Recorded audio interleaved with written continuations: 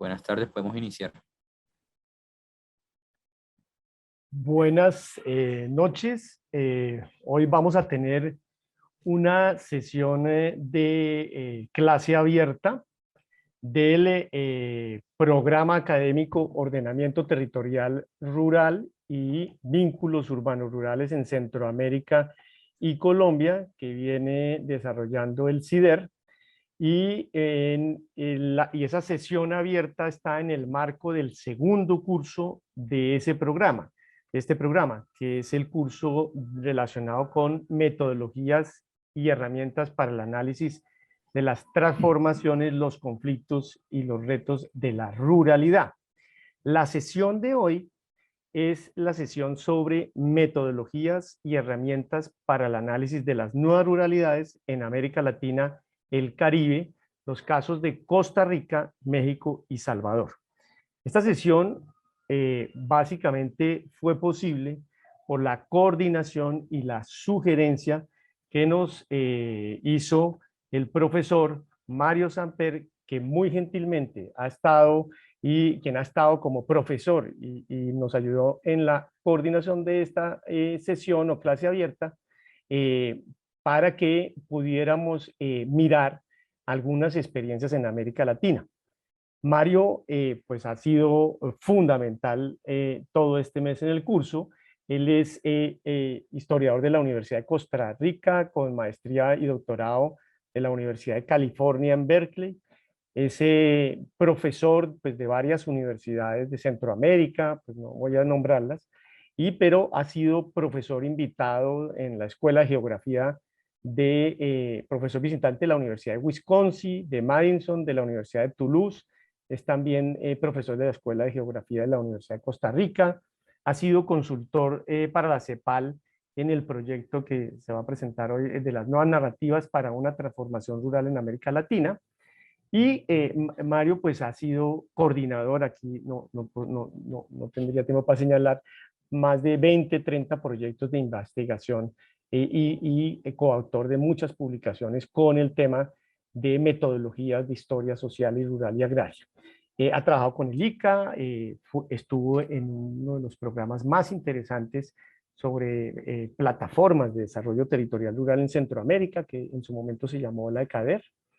Y pues básicamente, entonces, repito, estamos muy agradecidos por la posibilidad de esta sesión, gracias a la coordinación y los vínculos que nos dio. La sesión y ahora va a tener dos partes.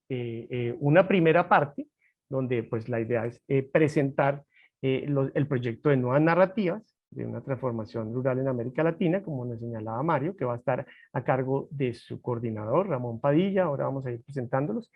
Y en esa primera parte también se van a presentar las metodologías, ¿no?, de medición alternativa de la ruralidad en Costa Rica, en México y en Salvador. Y se hace en esa primera parte un cierre de discusión, y en la segunda parte nos sugería Mario, la idea es que presentemos en vivo los sistemas de información geográfica, de cómo funcionan entonces en varios de los casos que se van a presentar acá. Los invitados que tenemos, además, por sugerencia de Mario, pues está para presentar el caso del proyecto de narrativas, Ramón Padilla. Ramón Padilla es jefe de la Unidad de Desarrollo Económico de la CEPAL, ¿sí? Su sede subregional de México. Tiene un doctorado en la Universidad de Sussex y también ha estado coordinando diversos proyectos de asistencia técnica en los gobiernos de México. En el caso de Costa Rica, pues nos lo va a presentar Mario, ¿sí? La metodología de medición alternativa de ruralidad. Para el caso de México, Mario nos conectó, hizo el contacto con el grupo, con el economista Isidro Zoloaga, ¿sí?, que es economista agrícola y de recursos naturales de la Universidad de Maryland. Es profesor del Departamento de Economía de la Universidad Iberoamericana de Ciudad México y tiene más de 20 años de experiencia en temas de análisis de desarrollo económico, pobreza, distribución del ingreso y economía regional. Y en el tema de metodología aplicada para la medición alternativa también de ruralidad en El Salvador, pues vamos a tener la presencia de André Cummings y Celeste Molina, por sugerencia de profesor Mario. Y Celeste ha trabajado con RIMIS, tiene una maestría en estudios de desarrollo, ¿sí? Y se ha especializado en medios de vida rural y cambio global del Instituto Internacional de Estudios Sociales de la Universidad de Erasmus Rotterdam. Trabaja también en varios proyectos y ha sido coordinadora del Centro de Conocimiento y Empoderamiento Económico de Mujeres en la Agricultura en Oxfam Internacional, y tiene también, pues, ha sido coordinadora de varios proyectos, entre ellos el Programa de Sistemas de Alimentos Sostenibles de Oxfam para Gran Bretaña, en América Latina y el Caribe. Podríamos decir muchas cosas más. Y Andrew Cummings, él es PhD en Planificación y Desarrollo Regional con maestría en Planificación Internacional de la Tecnología de la Tecnológica de la Universidad de Aalborg en Dinamarca. Se ha especializado en temas de emergencia y evolución de capacidades de innovación de empresas de economía social, iniciativas de pequeña agroindustria rural, ¿sí? En temas en el contexto centroamericano, y pues es experto también en temas de coordinación, diseño, liderazgo de investigaciones académicas sobre temas de desarrollo territorial. Es profesor universitario también, y pues para nosotros es un lujo, y quiero darle las gracias a Mario, porque básicamente Mario, el haber estado con Mario todo este mes, es con quien nos ha permitido establecer este vínculo desde el CIDER y en el marco de este programa. Entonces, Mario, si quieres tú, pues, dar también la bienvenida a este grupo que gracias a ti de lujo, que hemos podido organizar, y de todas maneras estamos acá a cargo con Vanessa Duarte, con quien estamos coordinando el programa, y también le agradezco a Roger del equipo de comunicaciones que nos ha permitido que todo esto salga bien. Entonces, pues bienvenido a todos los profesores a nombre del CIDER, del programa académico, del curso, de la institución. Para nosotros es realmente un honor contar con el conocimiento y con la presencia de ustedes, y a Mario indudablemente por haber hecho posible este encuentro. Entonces, bienvenido Mario, y pues entonces antes de arrancar contamos con tus palabras. Gracias a Andrés por la oportunidad que representa también para nosotros como proyecto de presentar la metodología que se ha aplicado en el marco del proyecto que Ramón seguidamente va a explicar como coordinador general desde la oficina subregional de CEPAL en México, que se ha desarrollado en varios países de la región. Y la verdad, como comentábamos en la sesión previa, esta creo que es la primera vez que desde el proyecto se hace una presentación con participación de los 3 países pública a través del curso, del programa, y también para las, no sé, 150, 200 personas que están mirando esta clase abierta por otras plataformas. Y entonces es una oportunidad interesante para nosotros de compartir, y en el caso de los participantes en el curso, de dialogar sobre este esfuerzo innovador, alternativo, de medición no dicotómica de la ruralidad en los países participantes en el proyecto, y que se espera que también pueda tener una utilidad, un interés más allá en otros países latinoamericanos. Y bueno, vamos a compartir. Ya Andrés explicó las líneas generales. Solamente decir que, bueno, entonces en la primera parte de la sesión, Ramón Padilla, como coordinador general del proyecto, hará una presentación introductoria. Yo voy a presentar las 2 láminas desde mi pantalla que ya voy a empezar a compartir. Vamos a ver si puedo hacer esto. Necesito una autorización para compartir. Roger, tú nos puedes autorizar para que puedan Mario Voy a compartir. decir. Roger. Ahí debería, Mario, ver. Ahora sí. Creo que Y él sí. está activado para Perfecto. compartir. Sí, ya sí me está permitiendo. Bien, entonces Ya estoy proyectando la lámina y le voy a pasar la palabra a Ramón en un minuto. Pero solamente quería, antes de iniciar con la presentación de Ramón, entonces decir que después de la suya irá una presentación de México hecha por Isidro y creo que algún otro participante de su equipo. Luego la de El Salvador y finalmente la de Costa Rica. Las tres son presentaciones rápidas de 10-12 minutos que pretenden explicar en líneas muy generales la metodología, bueno, algunos elementos conceptuales, la metodología a grandes rasgos y algunos ejemplos quizás de mapas. Y luego en la segunda parte de la sesión, después de una conversación, algunas preguntas, el receso que se acostumbren y que es conveniente en este curso, un breve receso, al final de la primera hora, volveremos durante la segunda hora con dos presentaciones un poco más amplias, tal vez de unos 15-20 minutos, en vivo, con sistema de información geográfica de este México y de este Costa Rica, para mostrar, si se quiere, digamos, la carpintería de cómo se ha hecho esto. Y luego esperamos tener un periodo, pues por lo menos de unos 15-20 minutos para conversar con los participantes en el curso. Y eventualmente sería interesante si hay mecanismos de chat con otras personas que están viendo esta presentación desde otras plataformas, pues también sería interesante conocer sus reacciones o preguntas, y nos ofrecemos a seguir dialogando próximamente por otras vías, incluyendo correo electrónico, etcétera, si fuera pertinente. Bueno, gracias. Con eso le doy la palabra a Ramón, si les parece. Muchas gracias. Muchas gracias, Mario. Empiezo por agradecer a Andrés la invitación para poder presentar esta iniciativa que estamos coordinando desde la CEPAL en México. Obviamente a Mario por la invitación, por tener esta excelente idea de poder compartir todos los avances que hemos logrado como equipo. Y bueno, obviamente agradecer a todos y todas las interesadas aquí en escuchar lo que venimos a contarles de los avances que hemos hecho del proyecto. Muy buenas tardes. Miren, empiezo quizá, un primer punto es para todos los que no hayan escuchado qué es la CEPAL, la Comisión Económica para América Latina y el Caribe. Es una de las 5 comisiones regionales de Naciones Unidas.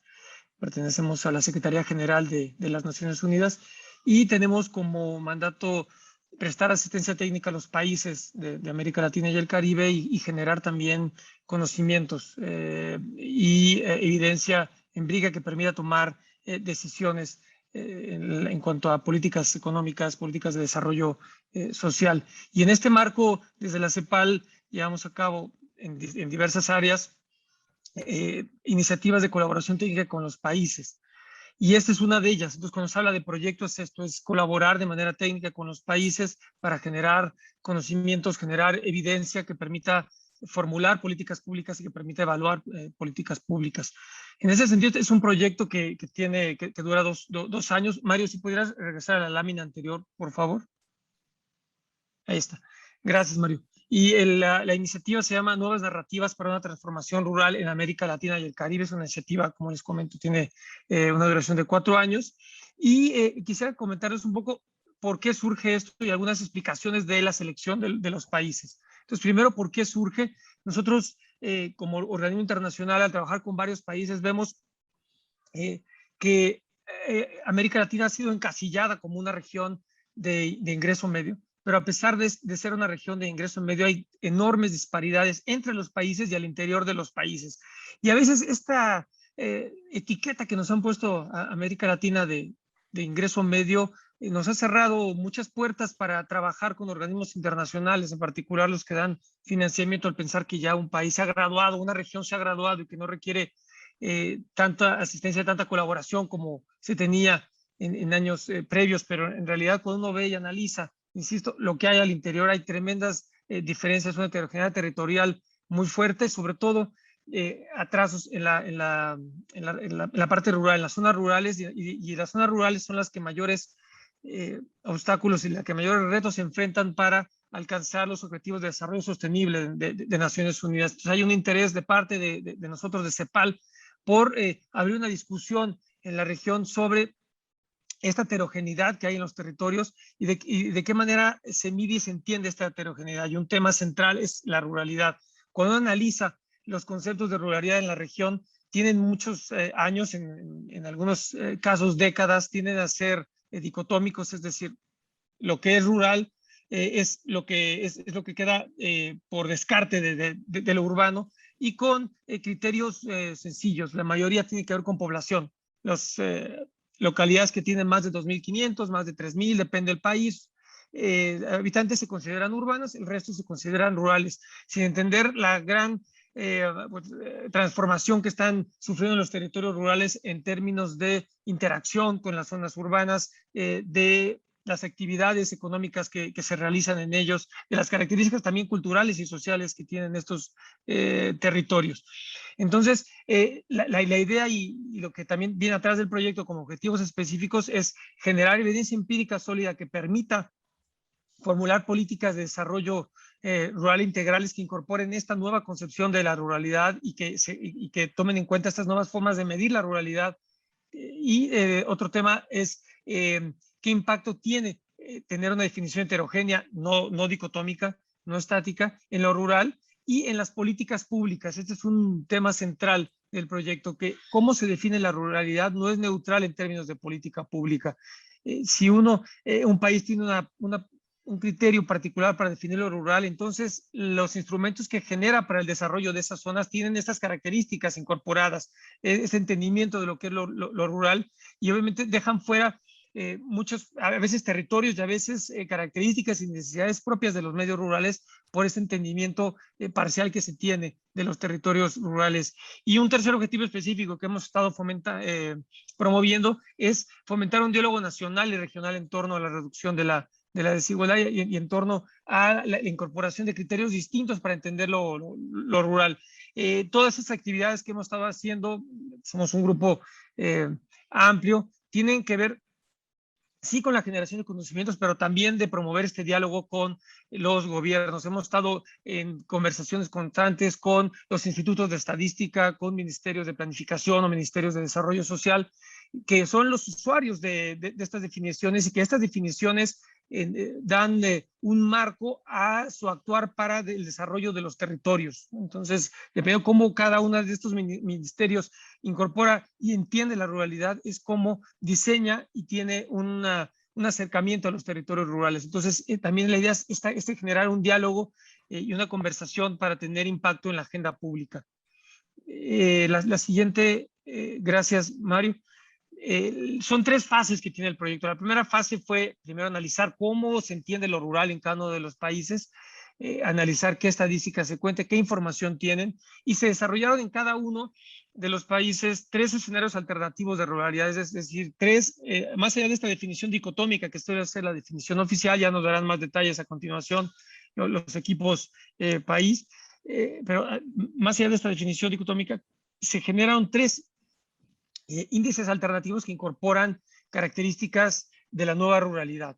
Una vez que tuvimos esos índices, los discutimos, los validamos con autoridades de los 3 gobiernos para tener su retroalimentación, estar seguros que estábamos incorporando criterios adecuados para cada país, y pasamos a la fase 2, que es implementar estos índices. ¿Qué quiere decir? Más allá de la parte conceptual, ponerlos en práctica con datos específicos de los países y generar mapas. Y es justo la etapa que estamos terminando ahora, la generación de mapas, que terminará con un portal geoestadístico que permitirá ver cómo van transformándose el mapa de un país, los territorios, en la medida que se incorporan estas nuevas definiciones y estos nuevos índices para medir la ruralidad. Y la tercera etapa tiene que ver con lo que comentaba, de que la definición de lo rural no es neutral en términos de política pública. Entonces vamos a pasar a trabajar con los países, agarrar algunos casos, algunos ejemplos para ver de qué manera estas nuevas definiciones de lo rural cambian la forma de hacer política pública dirigida a los territorios. Puede ser la parte fiscal, por ejemplo, políticas de centralización o de asignación de fondos públicos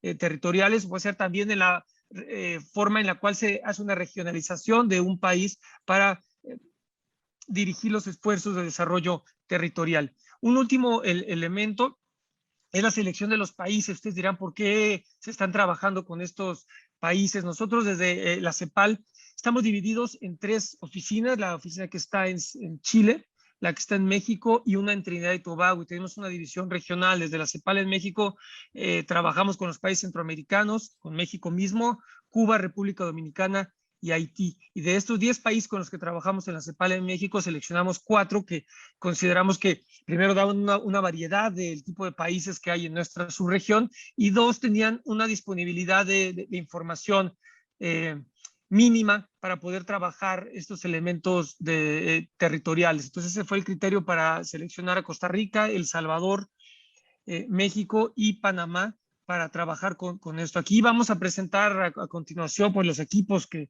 han estado liderando estas iniciativas en cada uno de los países, de Costa Rica, El Salvador, México. Como comento, también está la iniciativa de Panamá que está coordinando Isidro Zuluaga y su equipo de Geolab con Tib y Moisés. Ahora quizá por cuestión de tiempo no se presentará el tema de Panamá, pero son los 4 países y con la idea de poder llevar esto al resto de América Latina. Es un esfuerzo pionero en la materia, pero con mucho interés de poder llevarlo a otros países de América Latina, y eso será pues ya quizá en una fase posterior, una vez que concluya los compromisos que tenemos con esta iniciativa. Sin más, de nuevo agradezco mucho, Andrés, la oportunidad que nos dan, a Mario por coordinar y a todos y todas por su interés en esta presentación que tenemos hoy. Muchas gracias, Ramón.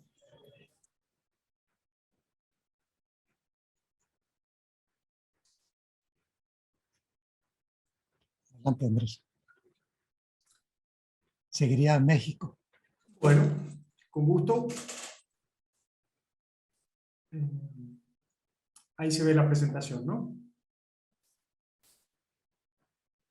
Sí, ya sí, se Isidro, ve. la vemos bien. Nada más, ahí me deja. Lo que pasa es que estás en la última. Ahí está, no podía mirar. Okay. Dale. De paso, lo que tiene vista rápida ya la veo. Bueno, un gusto, yo soy Isidro Zuluaga, me toca a mí presentar este trabajo que hicimos junto con Thibaut Plasson, que está presente hoy, y Moisés Reyes.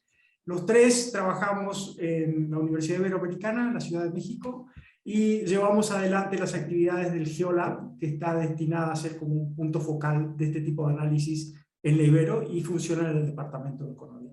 Muchas gracias por el aporte y el apoyo de CEPAL en todas estas etapas, realmente se aprecia mucho. ¿Cuáles son los objetivos? Entonces, como dijo Ramón, es revisar los alcances y límites de la definición oficial que prevalece sobre los espacios rurales, en nuestro caso en México y también en Panamá, ¿no? Y aportar elementos para construir de manera colaborativa, es decir, acá detrás de esto está un trabajo con las oficinas estadísticas, etcétera, de tratar de decir, bueno, ¿para dónde podría ir esta nueva redefinición, digamos, de lo rural, conceptualización de lo rural? En México, la frase que dice absolutamente todo es esta: hace casi ya 100 años, la definición de rural en México no ha cambiado. Rural es una localidad que tiene menos de 2.500 habitantes y no es cabecera municipal. Entonces puede ser una localidad de 300 habitantes, puede ser urbana si está en un municipio del cual es cabecera municipal. Pero en general en 100 años no cambió la definición de rural. Yo creo que con esta frase nada más uno debería decir, bueno, algo hay que hacer acá porque claramente nuestros países han cambiado mucho, ¿no? Y este impacto, como decía Ramón, esta redefinición, perdón, tiene impacto en cómo se analizan las estadísticas, cómo se asigna el presupuesto, cómo se conceptualiza lo rural. Cuando nos miran a Latinoamérica nos dicen Latinoamérica son países urbanos, pero después yo voy a mostrar unos números de México en que cuando uno redefine lo rural y lo urbano, no es que seamos totalmente urbanos viviendo en metrópolis, vivimos en esa zona intermedia, casi la mitad del país. Entonces, en el contexto internacional me toca hacer la primera presentación, entonces hay 2 ideas de redefinir lo rural. Uno es a través del cambio en el umbral. Supóngase en México decimos, bueno, ahora rural es menos de 15.000 habitantes y nos lavamos las manos. Y el otro es a través de generar índices compuestos multidimensionales. Y este fue el desafío que todos los países aceptamos para pensar este tema, ¿no? El concepto de lo rural urbano se vuelve ya una cosa más continua, que después obviamente hay que segmentar para poder hacer análisis, pero tiene la riqueza de ser un indicador continuo y salir del umbral de clasificación. El concepto de nueva ruralidad, decía Ramón, que se puede definir, acá en esta conferencia hay gente de distinta formación, hermoso, uno podría definir la nueva ruralidad como que se achicó el espacio, hay cada vez más interdependencia entre zonas urbanas y rurales, y a su vez hay una pluriactividad muy marcada en los sectores rurales. Entonces ya no podemos definir lo rural en función de la actividad agrícola o pecuaria, y no podemos definir lo urbano como algo totalmente distinto de lo rural porque hay una interdependencia. Todo el trabajo de RIMIS, muchos de nosotros hemos trabajado con esa hermosa institución, muestran esta interrelación urbana-rural, ¿no? Entonces, les vamos a presentar desde México 3 indicadores que tenían el condimento de que tenía que ser hecho con información estadística disponible para poder dialogar con los institutos de estadística, con la SEDATU, con la CONAPOS, todas las instituciones en México que usan estas definiciones. Porque la idea era no venir con un índice terriblemente sofisticado que no pudiera ser rápidamente entendido en la importancia. Y esto, por ahí Ramón lo dijo otras veces, es para empezar el diálogo. Estos índices tienen la ventaja de poder empezar el diálogo con instituciones oficiales sobre esto. Entonces tenemos 3 índices: el índice relativo de ruralidad, un criterio de cercanía a vías de comunicación y un índice un poco más complejo que usa componentes principales y polígonos de Thyssen, que enseguida lo vamos a ver. Entonces vamos a ver primero el índice relativo de ruralidad. Sus componentes son 4 indicadores que en general son los que uno observa cuando se define ruralidad en una variedad de disciplinas, digamos. Una distancia a una localidad urbana que tiene determinados servicios. Van a ver que otras presentaciones miran la distancia efectiva a hospitales o a escuelas o a servicios en general. Entonces esto tiene que ver con la teoría del lugar central, en la cual una localidad de determinado tamaño per se me permite predecir que voy a tener determinados servicios ahí. Ese umbral en general se fija en 50.000, que lo podemos discutir después en la discusión. El otro elemento es la población, el otro elemento es la densidad poblacional y el otro elemento es porcentaje de uso de suelo urbano. Ustedes van a encontrar esto en adición a mercados laborales, viajes al trabajo, etcétera, como los componentes para redefinir un poco los espacios económicos. ¿Qué hacemos con esos componentes? En el índice relativo de ruralidad lo que hacemos es reescalarlo a la manera que se reescalan los índices en el índice de desarrollo humano que hace el PNUD. O sea, dividimos por la máxima amplitud que tiene cada uno de estos indicadores, Xmax menos Xmin, me da eso, digamos, la máxima, y, por ejemplo, vamos a ver para el indicador 1, ¿no? Distancia a una localidad urbana. Entonces, la distancia máxima y la distancia mínima es 0, ¿no? Y la distancia máxima, no sé, en México pueden ser 40 kilómetros, 50 kilómetros, ¿no? Y arriba lo reescalamos. Entonces, también el numerador va a ser la distancia observada de esa localidad a la distancia mínima, que en este caso es 0. Entonces, este indicador como máximo va a valer 1, cuando la localidad que yo estoy considerando para calcular el índice de ruralidad tiene la máxima distancia a una localidad de 50.000 habitantes. Entonces, de esta forma se reescala y el indicador queda en el espacio de 0,1.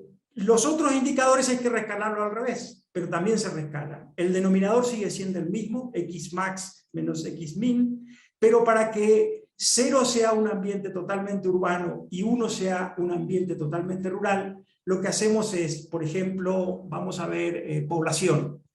La población máxima menos la población que estamos considerando de ese lugar. Entonces, estamos considerando una localidad, Atlisco en México, vemos su población y el indicador para Atlisco va a ser la máxima población de la localidad, que será Iztapalapa en el caso de México, menos Atlisco, XY, nos va a quedar entonces eso dividido, el máximo menos el mínimo, en el intervalo 0,1. Es lo mismo que hace PNUD para calcular el índice de desarrollo humano. Ahora nos queda entonces, tenemos reescaladas las dimensiones, vamos a agregarla. La forma de agregarla que proponemos nosotros es hacer exactamente como se hace ahora el indicador de desarrollo humano, que es la media geométrica. La media geométrica tiene la gran ventaja, con estos indicadores que ya están en el espacio 0,1, de que ninguno puede avanzar solo, digamos, para que avance el índice. al estar multiplicado implica una codependencia del espacio. Yo puedo tener una población muy grande en un espacio geográfico determinado, pero la densidad ser muy baja, por ejemplo, ¿no? O la distancia a un centro poblado ser muy alta. Entonces eso me van a bajar para el índice para abajo, y es como una armonía en los 4 indicadores. Entonces ese es el primer índice, el indicador relativo de ruralidad. Y fíjense que es relativo a cada país, porque el máximo y el mínimo de estas observaciones está determinado en cada país de manera distinta. Entonces creemos que nos permite una mirada a México en este caso muy distinta si solamente consideramos el indicador oficial. No me voy a detener en los mapas porque me dieron 10 minutos y tengo que ir un poco rápido, pero vamos a volver a estos mapas en la segunda parte, ¿sí? Pero tenemos, claramente ustedes ven que hay un gradiente, ¿no? El amarillo, el verdecito y hasta el más oscuro. Este es el Popocatépetl, este es Atlisco. Ustedes ven que hay un gradiente de ruralidad que nos puede dar mucha más información que la dicotómica que usa oficialmente hasta México. Entonces ese es el primer índice. Vamos al segundo índice, que lo tomamos de un excelente trabajo del Banco Mundial, en el cual básicamente lo que vemos es qué tan cercana está la población de una localidad o de un área geográfica de una red de caminos en la cual tiene transporte, ¿cómo se llama? Es caminable todo el año, ¿cómo se llama? Es de asfalto, de doble vía. Entonces, calculamos qué población está caminando a menos de 2 kilómetros de esa red de caminos. Y de acá entonces decimos, bueno, si el porcentaje de población que está caminando a esa red de caminos nos va a dar un buen indicador de qué conexión tiene esa parte rural o urbana o lo que sea, ¿no?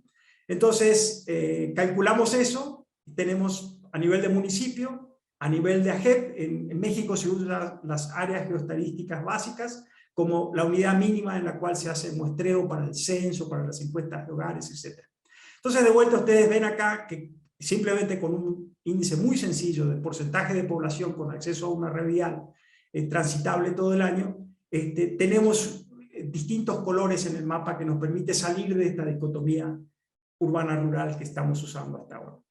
Y el tercer índice es un poco más complejo, usa componentes principales y usa polígonos de Thyssen que los vamos a ver en un segundito.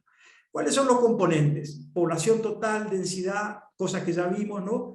Proporción de uso de suelo natural, o sea, que nadie está haciendo bosques naturales, proporción de suelo de uso en cultivo y proporción de suelo de uso construido. Son 5 indicadores. Con esos indicadores lo que hacemos es, vemos cómo está dividido el país. Fíjense cómo viene la información oficial. Me dice Toluca, que está cerca del Estado de México, y me da la población de Toluca, pero me da un punto en el mapa. Entonces, yo para poder saber la proporción de suelo natural que hay en Toluca, o la de uso de cultivo o construido, necesito un área.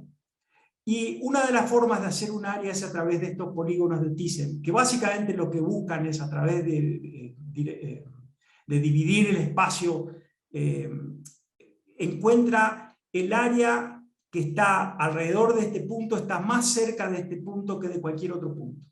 Entonces, el polígono de Thyssen me permite decir, mira, este punto tiene un área que podés atribuírsela que está más cercana a este punto que cualquier otro punto del espacio.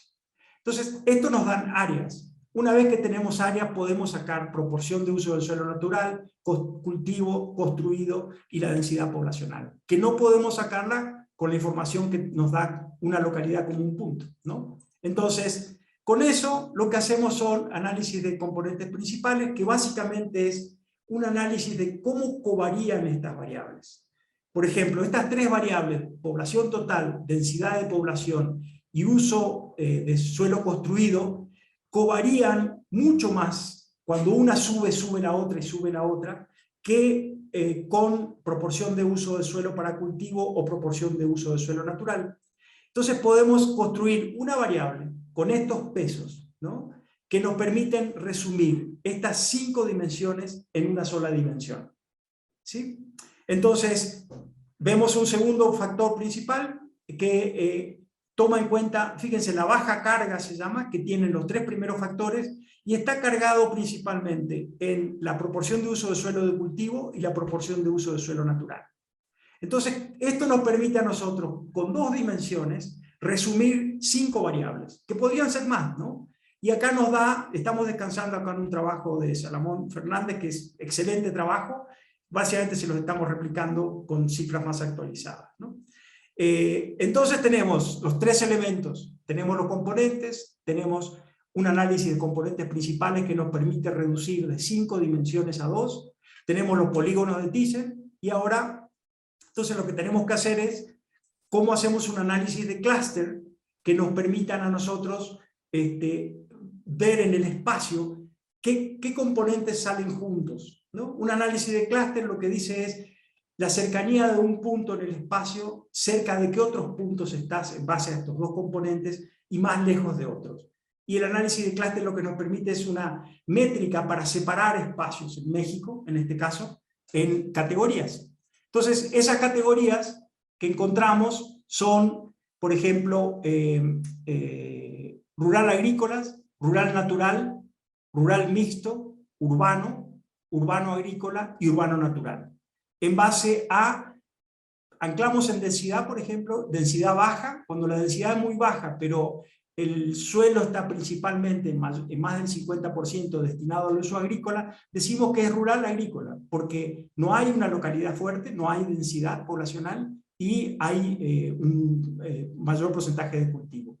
Lo mismo hacemos con el suelo natural, digamos, hay mayoría en el espacio de uso de suelo natural, digamos bosques, aguadas, lo que ustedes quieran, y puede haber lugares donde haya un rural mixto, donde no predomina ni lo agrícola ni lo natural, y hay un poco de ciudad. Entonces, con estas 3 categorías nosotros caracterizamos lo rural a su vez en 3 dimensiones. Lo mismo pasa con lo urbano, ¿no? Hay cosas que son totalmente urbanas, ¿no? Pero incluso la Ciudad de México tiene partes de mucho bosque, tiene partes donde hay plantaciones, etc. Entonces, a lo mejor un lugar que es totalmente urbano puede ser clasificado con un poco de agrícola o puede ser clasificado con un poco de natural. Entonces, esas son las 3 propuestas que nosotros hicimos en México y las construimos de esta forma. Está el documento publicado por CEPAL que tiene mucho más aclaraciones. Y dejamos el resto entonces para la segunda parte. Gracias. Muchas gracias, Isidro. Sí, seguiría entonces Andrew y Celeste para El Salvador.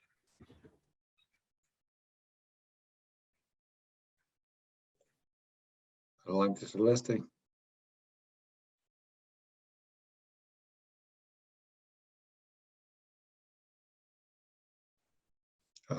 Celeste está aquí. Celeste sí está. Bueno, Ella está, pero no ha podido abrir el micrófono. Roger, no sé si está algo hizo de habilitada. señas, ¿no? Uh-huh. Ahora sí, es que no Ahora me, sí, dale, no me Celeste. dejaban quitar el mute. Bueno, buenas tardes. Muchísimas gracias por la invitación a este espacio, a CIDER, y pues es un gusto estar aquí con todos los colegas de esta iniciativa y presentarla, y pues muchas gracias a todas las personas que nos acompañan hoy. Voy a compartir la presentación nuestra, que es el caso del Salvador. Hicimos un pues resumen de los pasos metodológicos y algunos ejemplos de los resultados para poder ilustrar pues este trabajo. Por cierto, aprovecho para comentarles que la primera edición de la primera fase que comentaba Ramón está disponible en internet en el repositorio de CEPAL para quienes quieran después pues explorarla un poco más.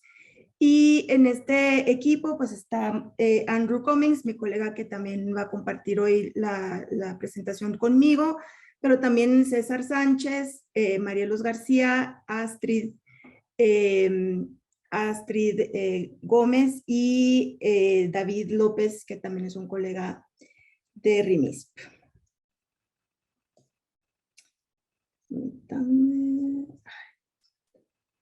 como que con el Zoom mi computadora se pone un poco lenta, así que disculpas. Ahí está. Iba a empezar comentando esta definición dicotómica de urbano-rural en El Salvador, como ya mencionaban tanto Ramón como Isidro. En El Salvador se define lo urbano como el área comprendida por los núcleos poblacionales que circunscriben en forma continua la alcaldía municipal y que es conocida como el casco urbano del municipio. Y se incluyen como urbanos los conglomerados de viviendas que tienen una densidad poblacional igual o mayor de 1,000 habitantes por kilómetro cuadrado y conglomerados que poseen una cantidad mínima de 500 viviendas agrupadas continuamente conformando manzanas, ¿no? Entonces esto es una definición pues, que nos arroja dos tipos de territorios, urbanos y rurales, y en donde lo rural es todo lo que no entra en esta definición que acabo de leer, ¿no? Entonces todo el resto es lo rural.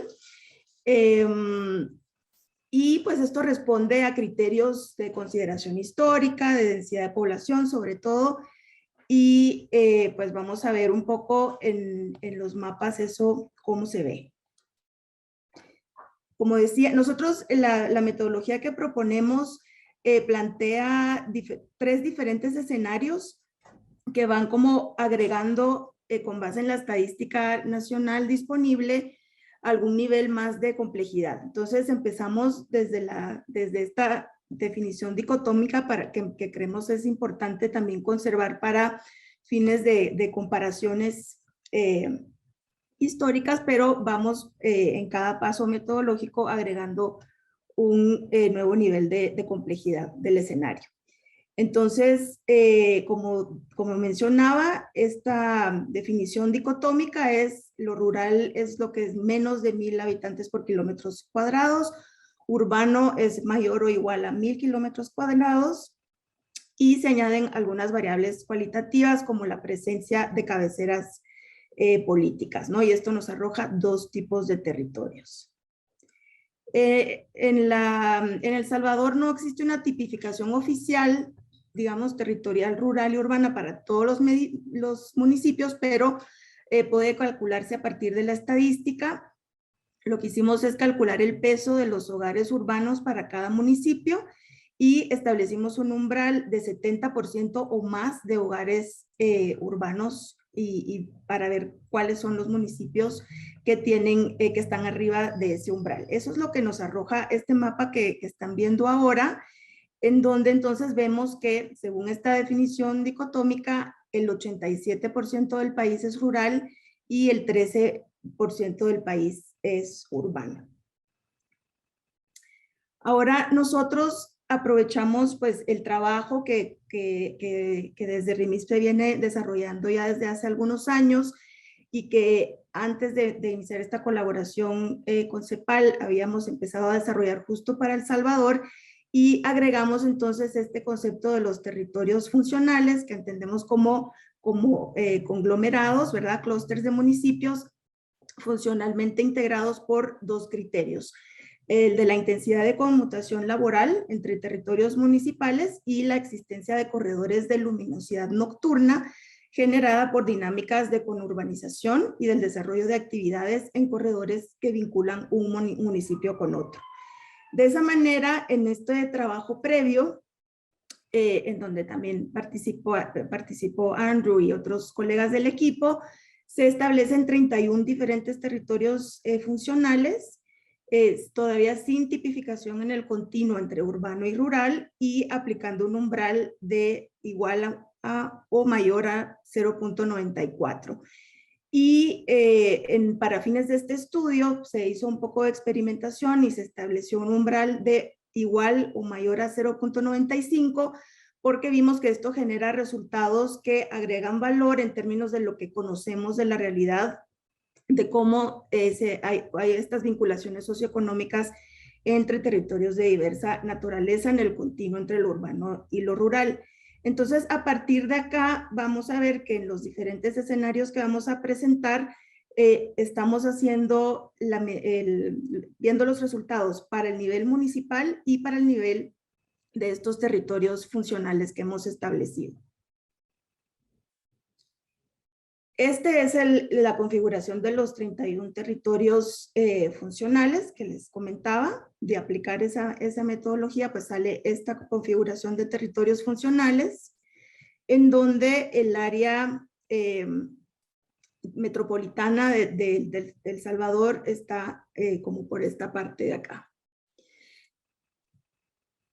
Luego, en el primer escenario que le llamamos de densidad poblacional, se agrega la dimensión a la densidad poblacional, se agrega las luces satelitales, y con eso vamos ahora a poder tener 4 tipos de territorios: el rural-rural, el rural-urbano, el urbano-rural y el urbano-urbano, ¿no?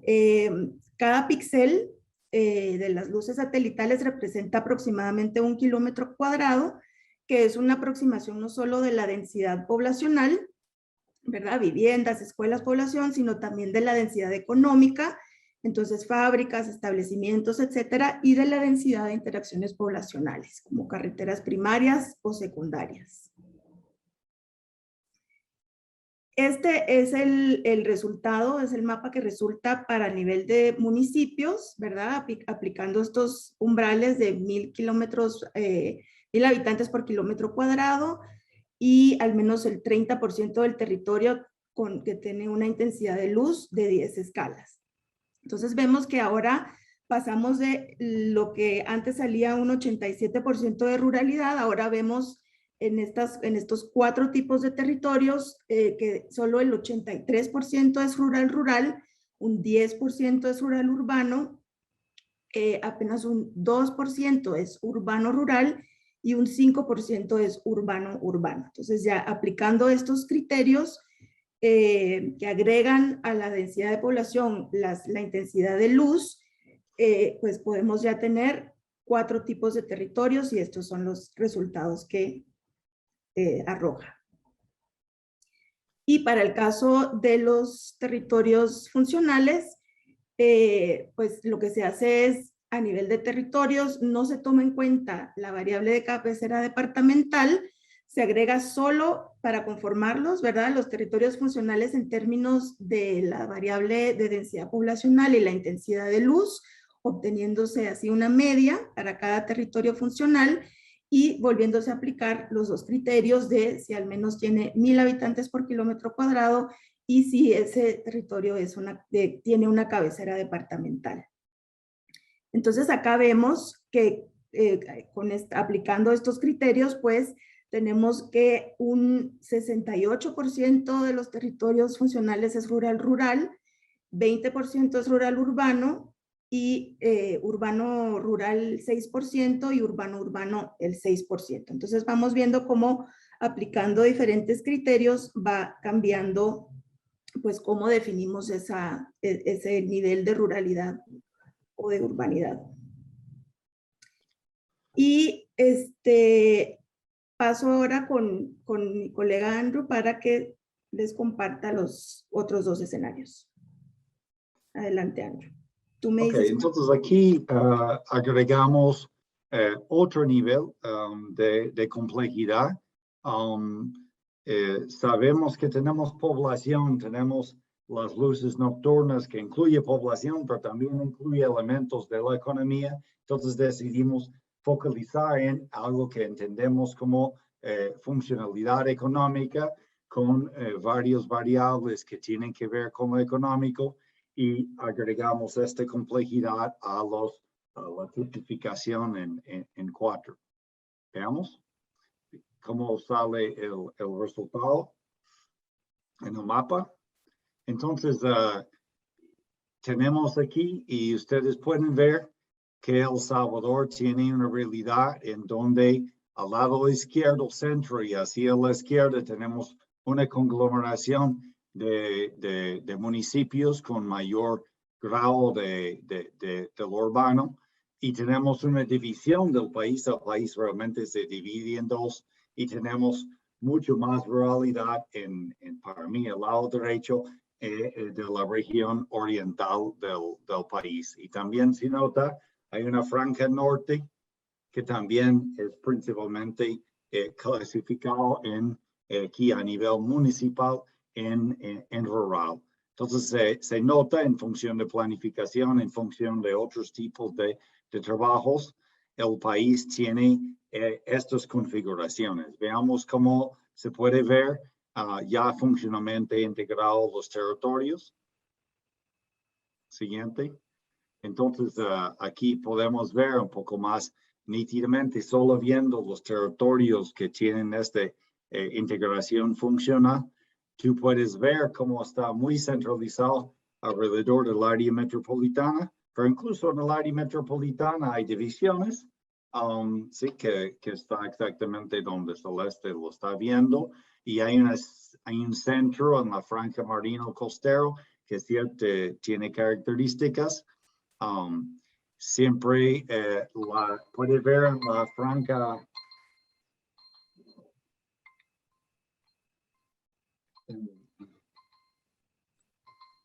en la franja norte. ¿Qué pasó?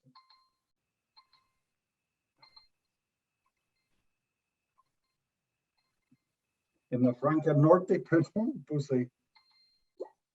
Sí, Andrew. Sí. Bueno. No, perdón, terminó mi tiempo y desapareció donde apagar la pequeña alarma.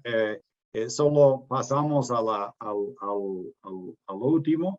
Aquí tenemos los resultados del escenario 2. Y aquí es muy importante, agregamos un elemento de precariedad, ¿verdad? En los primeros escenarios no estamos caracterizando socioeconómicamente los territorios. Aquí retomamos trabajos previos de PNUD y otros para hacer caracterización socioeconómica de los territorios.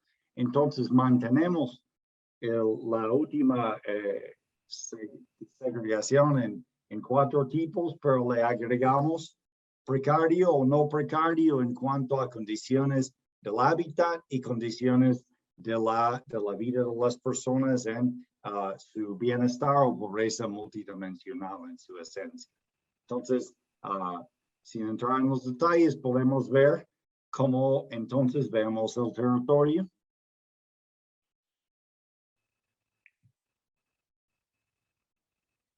Podemos ver que esto permite generar un índice de precariedad que caracteriza la realidad socioeconómica y de alguna forma ambiental de los municipios y los territorios funcionales. Se establece esto de la precariedad en relación con elementos esenciales para la calidad de vida y la reproducción de la población y el hábitat. Los indicadores seleccionados tienen que ver con varios elementos que ahí están indicados. Y esto es una experimentación, retomando estudios, avances con estudios previos, especialmente en la precariedad de asentamientos urbanos. Y ahora lo hemos visto en el área rural que nunca a nuestro conocimiento se había hecho de esta misma forma. Entonces podemos ver cómo queda el mapa. Podemos ver a nivel de los, del territorio. Podemos ver cómo es difícil, no lo van a poder ver, pero entre lo urbano realmente lo no precario existe, pero es relativamente poco. Y podemos ver los grados de precariedad diferenciando partes del país, especialmente la región oriental. Aquí el mensaje es que con esto tenemos un instrumento poderoso que podemos seguir experimentando, pero ya nos muestra de que es interesante cómo serían las implicaciones para la política pública. Tenemos en lo rural, lo precario es el 47% del territorio. Podríamos ver esto en cuanto a población también. Esto está indicando del territorio, del espacio, ¿verdad? Y lo no precario, interesante en lo rural, es 30%. Entonces es interesante porque generalmente clasificamos lo rural automáticamente como precario, pero esto revela que hay ruralidad que no es precario, ¿verdad? Y también en los otros clasificaciones tenemos lo precario y no, que también significaría un matiz si vamos a trabajar diferentes políticas públicas. Y creo que con esto estamos terminando. Vemos si veamos esto a nivel de los territorios funcionales y también tenemos las conclusiones que básicamente lo que está diciendo, por terminar aquí el tiempo y seguir y podemos regresar a las cosas, está indicando de que el territorio no lo podemos considerar solo urbano o rural. Tampoco lo podemos realmente solo ver a nivel municipal.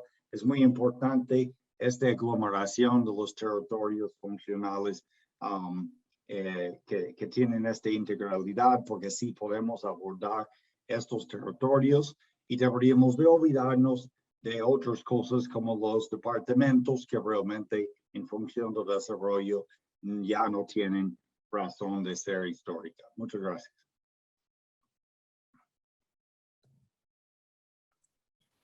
Bueno, muchas gracias Celeste y Andrew también por la presentación, excelente y por los tiempos. Entonces vamos a Costa Rica. A ver si Vanessa nos puede ayudar con la presentación y para que Mario pueda hacer la presentación.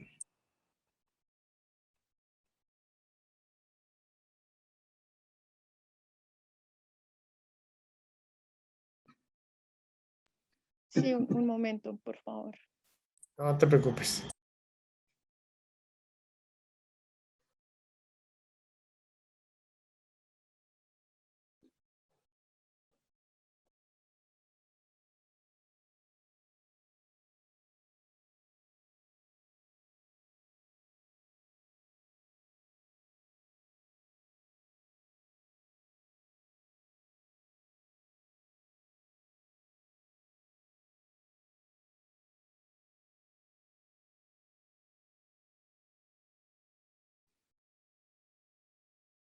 ¿Me confirmas, Mario, por favor, si es esto o si...? No. Pues esa es la introducción. Esa, espérate, ya la busco. Mario está conectado.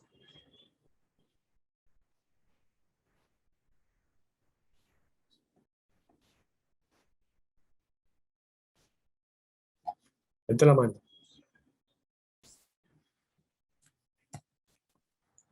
Sí, Mario está Aló, conectado. ¿ahora me escuchan? Sí. ¿Me escuchan, Ya. Andrés? Sí, sí, sí. Perfecto, muchas gracias. Mis disculpas porque tuvimos un corte de electricidad largo aquí. Entonces, le agradezco al CIDER que está pasando la presentación. Yo voy a hacer todo lo posible por hacerla desde acá vía celular. Un segundo para apagar este aparato que está pitando.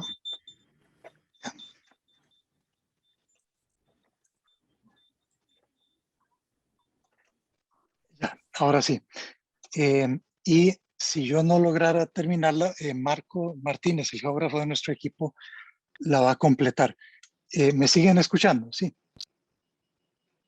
Sí, Mario, te perfecto. escuchamos. Perfecto, muchas gracias.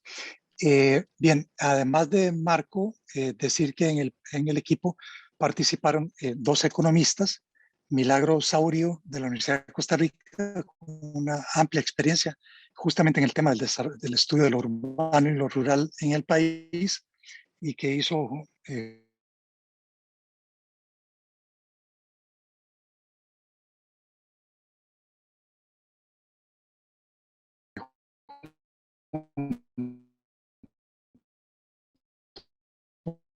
con un colega de CEPAL, del censo del 2000, tales, quien también ha participado de el Ministerio de Planificación.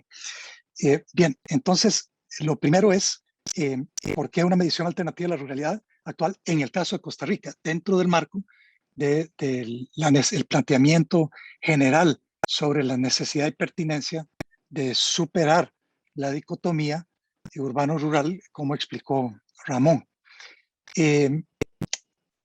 Esa misma dicotomía y la forma en que en Costa Rica se ha medido lo urbano y lo rural ha sobrevalorado el peso incluso estadístico de lo urbano, y lo rural se ha...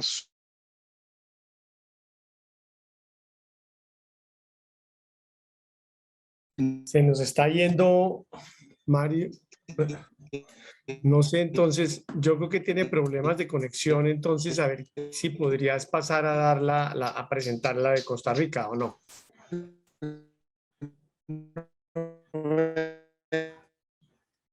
Bueno, les pedimos disculpas. Yo creo que incluso los datos se pierden. se pierde. Adelante, Marco. Entonces, a ver, Marco, ¿nos puedes presentar? Porque yo creo que Mario está teniendo problemas de conexión. Sí, muchas gracias. Sí, como lo comentaba don Mario, y bueno, y también como se ha trabajado y ha sido uno de los pilares de este proyecto, lograr deshacer de cierta forma esta contraposición dicotómica entre campo-ciudad o entre lo urbano-rural.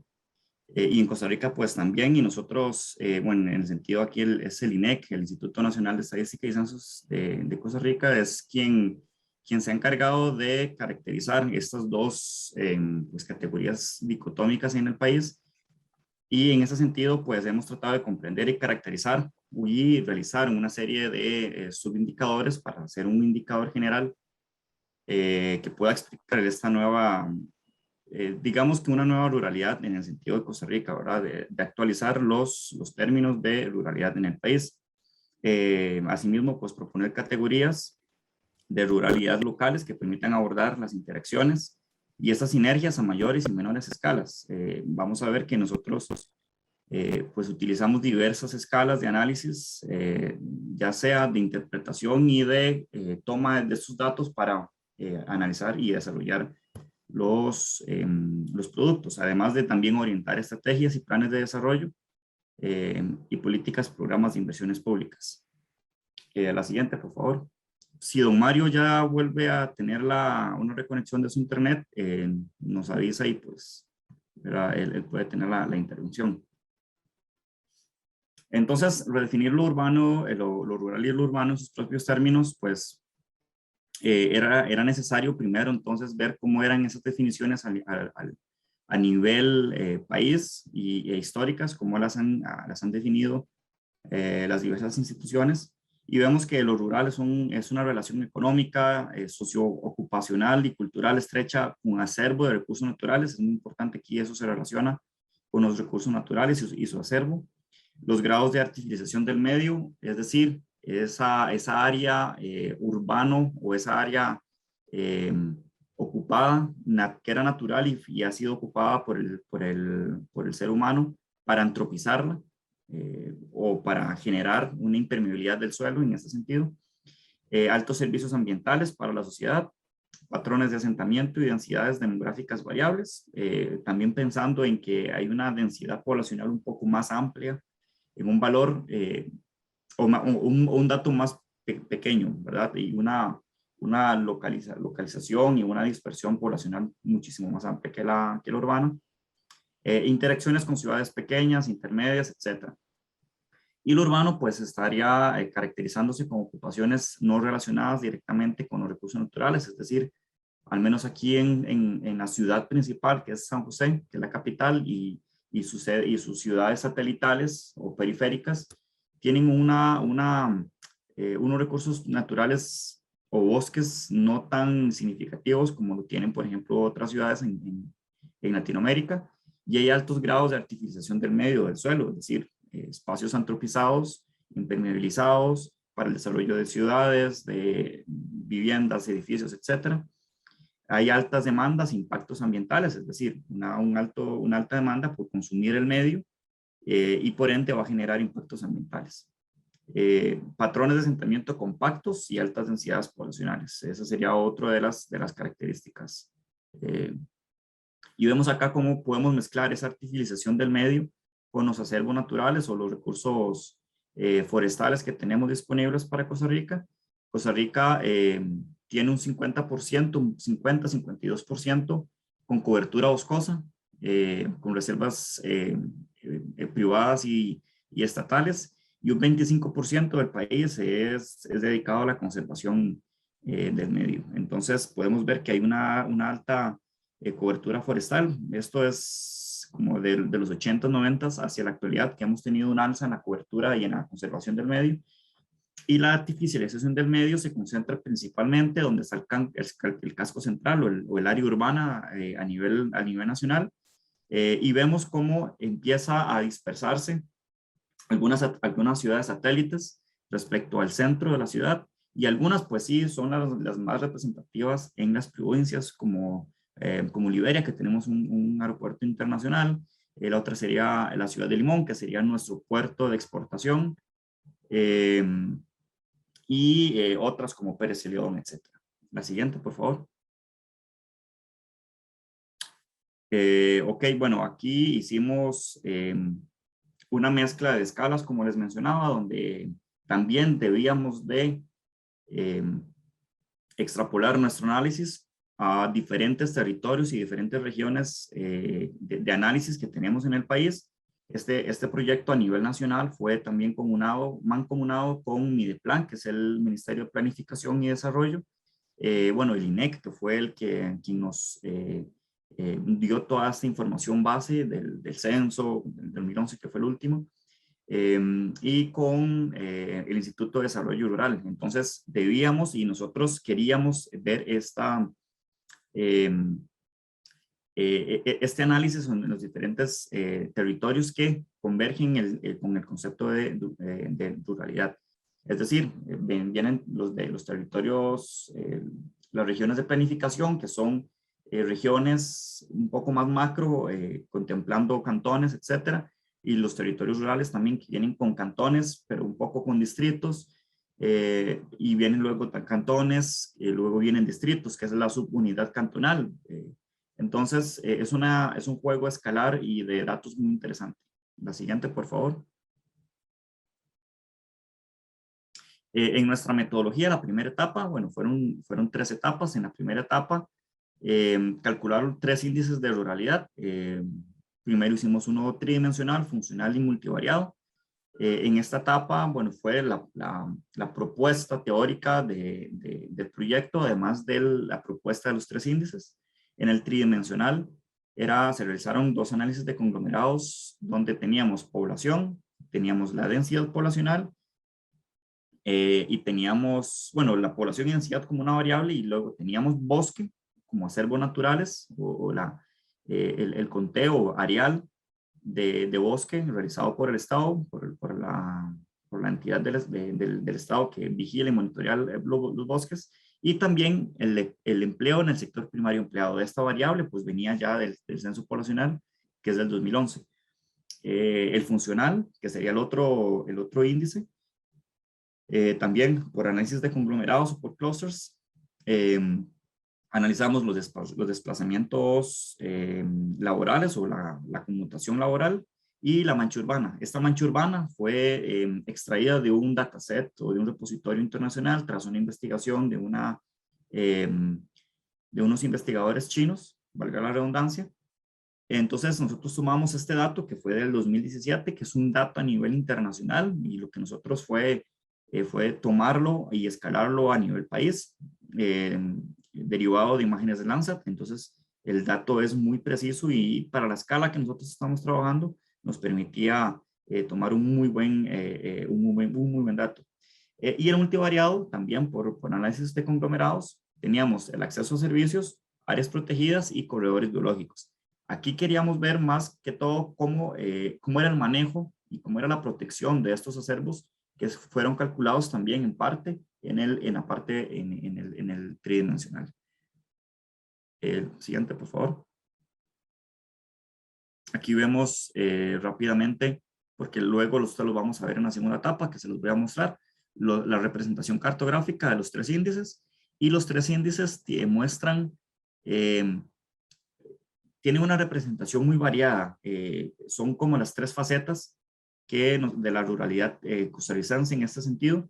Los 3 tienen diferencias significativas en la representación espacial, y luego de esto, bueno, vemos también los colores oscuros, por ejemplo, el café oscuro, el verde oscuro, en el medio, en el funcional, y también pues el verde, el color verde en el multivariado, representan lo rural profundo, lo rural, el valor máximo de la ruralidad.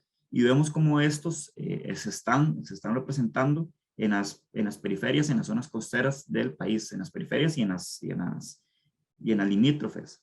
Es decir, es donde existe una mayor distancia del centro, y donde los accesos a servicios, etcétera, son un poco más difíciles en cierto sentido. La siguiente, por favor. Si escuchan sirenas estamos celebrando el bicentenario, ¿verdad? En Centroamérica, entonces esta hora se canta el himno nacional, entonces están sonando sirenas, por si las escuchan. En la segunda etapa, pues creamos o conmutamos los 3 índices, el multivariado tridimensional y el funcional, el multivariado funcional tridimensional, y creamos el índice combinado de ruralidad, que realmente fue un valor promedio simple de los 3 índices para poder ver cómo era esta representación y dejar de lado esas facetas y lograr integrar esas 3 facetas en una sola idea de ruralidad. Fueron categorizadas mediante 6 clases por distrito, ¿verdad? Aquí sí lo quisimos hacer por distrito para ver un poco desmenuzar un poco más la idea. No teníamos la opción de trabajarlo con las UGMs, que es la unidad geoestadística mínima, que es similar a la que los compañeros de México presentaron, que es como esa unidad territorial geoestadística casi que minimizada a cuadras, por ejemplo, a manzanas. Y la tercera etapa fue entonces crear con el índice combinado, crear estas categorías de ruralidad, en las cuales se clasifican también por cantón. Entonces, en la segunda etapa es el índice por distrito, y en la tercera etapa es el índice por cantón. Entonces, ver como este comportamiento espacial a una escala un poco mayor y ver ya esta dinámica a una escala política, que es el municipio. La siguiente, por favor. Aquí podemos ver entonces este flujo metodológico y teórico, en donde las gradientes de ruralidad se subdividen en distrital y cantonal, y las distritales, pues está rural profundo, que es la categoría 6, una categoría nominal 6, rural con elementos urbanos, urbano periférico, rural próximo, urbano con elementos rurales, y urbano central, que sería como el urbano profundo, el urbano en su esencia artificial del medio. Y luego la cantonal, que lo hicimos en 3 categorías: rural, rural urbano y urbano. ¿Por qué en 3 categorías? Porque ampliamos la escala de análisis, y ya esta desegregación no nos permitía ver y no nos permitía pues analizar tan desmenuzado la categorización rural. Entonces lo hicimos a 3. La siguiente, por favor. Y aquí se puede ver entonces la distribución espacial a su izquierda de las pantallas, la categoría distrital o el mapa de ruralidad por distrito. Entonces vemos también aquí sí se cumplen, como fue por promedio simple, sí se cumplen entonces estos cantones que están colorados con verde oscuro. Son esos distritos, perdón, que tienen un dato de ruralidad profunda, y son aquellos que están ubicados en la periferia con Panamá, y en la periferia en los limítrofes con Panamá y Nicaragua, y en las costas, y son realmente los lugares más alejados. Esta mancha verde oscura que está cerca de Panamá es el PILA, es un parque nacional internacional con Panamá, y ahí es donde se presenta el foco o el hotspot, o la mayor población de indígenas en Costa Rica. Entonces también representa esa mayor ruralidad en el país. Y a escala cantonal, que es la imagen a la derecha de sus pantallas, son esos cantones, entonces los café oscuro, los que representan una ruralidad aún más alta o más profunda, y vemos como en ambos mapas el corazón del país es donde se representa la urbanidad profunda, es donde está la capital, están las dos ciudades centrales de las provincias de Alajuela, Heredia y Cartago. Y aunque pareciera haber una conurbación, pues sí existe una mancha urbana o un índice de luminosidad que nosotros también lo utilizamos, como lo utilizó en El Salvador. Pero aquí sí se ve como desagregado totalmente, que sería Cartago, y después existe un paso intermedio, y ya existe casi que una conurbación distrital en este sentido, pues del índice. La siguiente, por favor. Y como les mencionaba, un poco sobre el análisis y representación cartográfica multiescalar, donde utilizamos nuestro primordial objetivo era demostrar que podríamos utilizar datos de escala global y poderla reescalar a Costa Rica con productos detectados como la mancha urbana, el índice de luminosidad, que el índice de luminosidad no lo utilizamos en su dato bruto, sino lo utilizamos para interpretar información que derivamos. Ustedes me indican con el tiempo, por favor, si ya estoy un poco al límite. La anterior, perdón.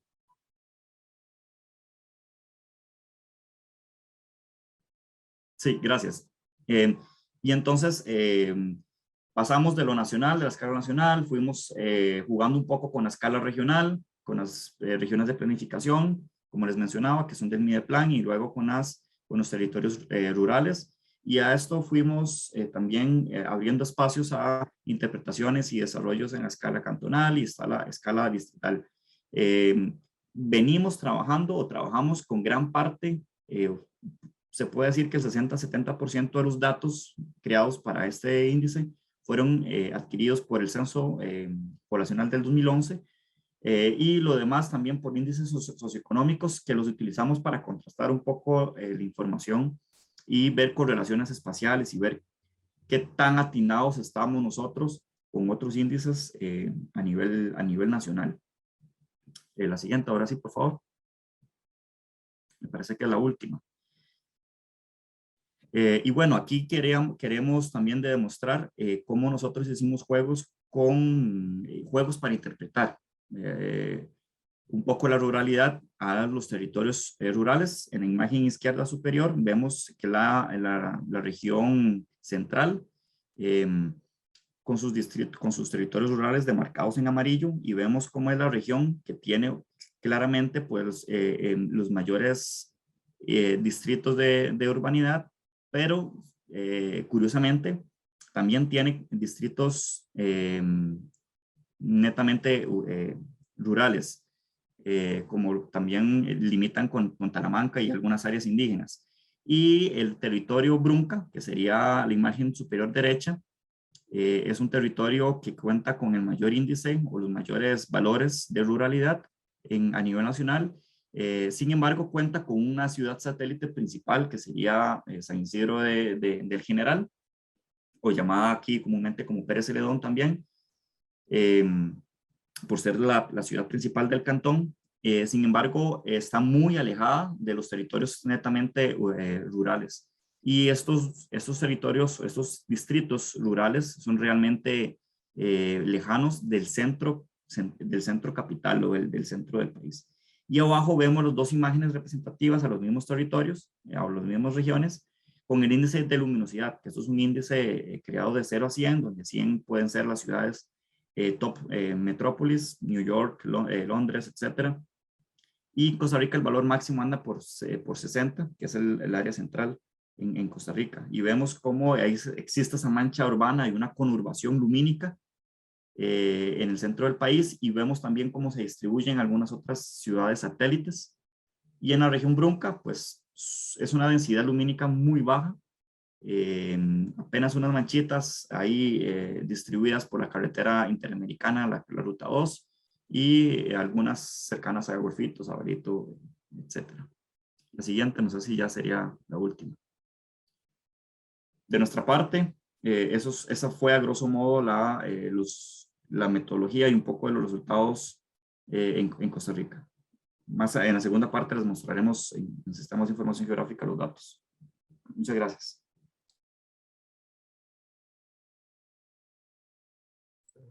Muchas gracias, Marco, por la presentación. Bueno, y con esto pues damos por terminada esta primera parte muy interesante de las diferentes experiencias, ¿cierto?, que ustedes han venido desarrollando en metodologías y herramientas para el análisis de las nuevas ruralidades.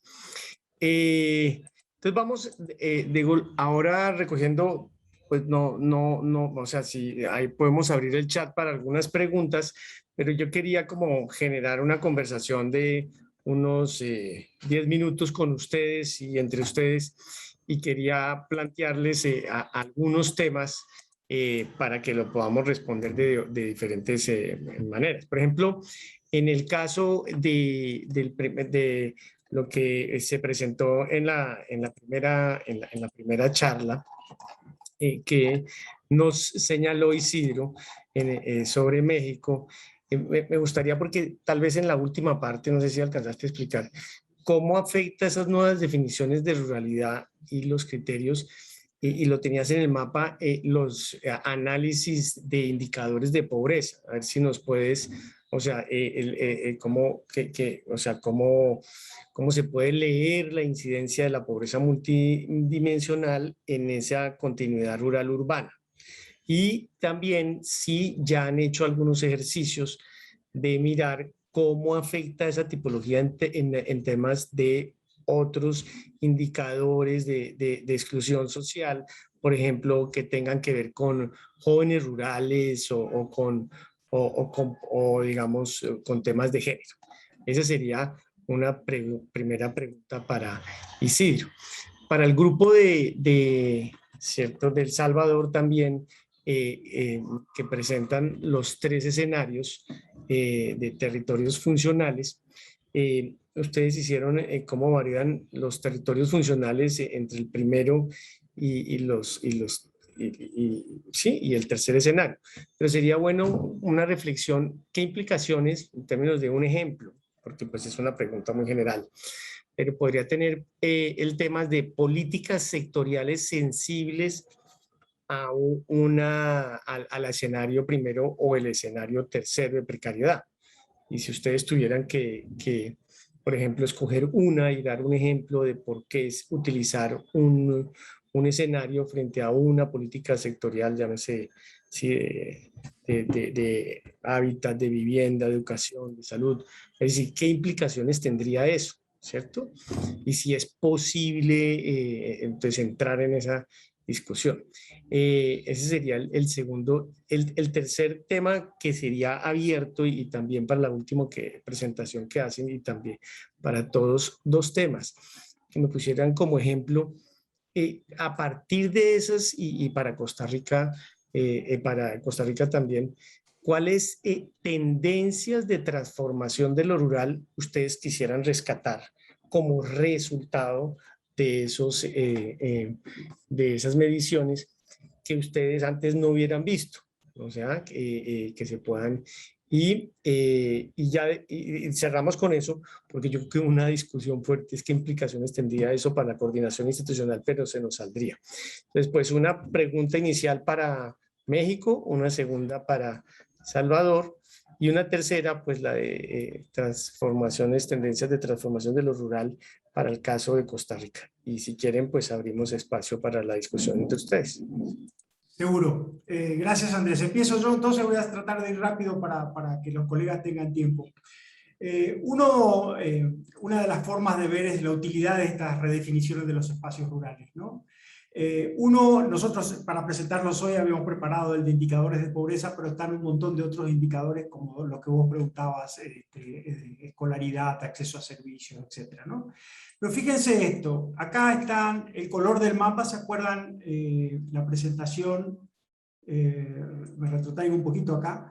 Lo más amarillo es lo más urbano, acá está Ciudad de México, ¿no? Después está lo verde clarito, verde más oscuro, y lo más oscuro es lo rural profundo, digamos, ¿no? La Sierra Tarahumara, algunas zonas de Chiapas, algunas zonas de Oaxaca. Entonces, teniendo eso en la cabeza, digamos, lo amarillo es lo más urbano, podemos intentar ver cómo se comportan los indicadores, ¿no? Entonces, lo más urbano es lo amarillo, lo menos urbano va acá hasta que está lo rural.